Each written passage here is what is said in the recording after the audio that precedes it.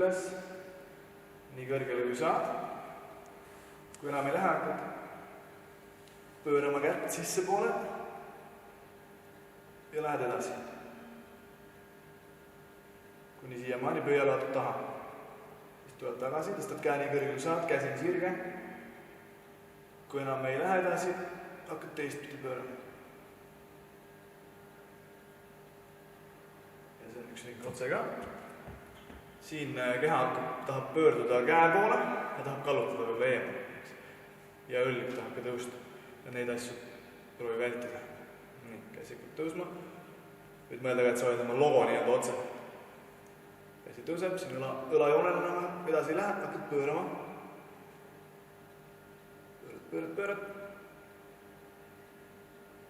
Nii käsi jõub kõrvale, pöialad taha. Tõstad taha üles käe, käsi sirge. Ja pöörad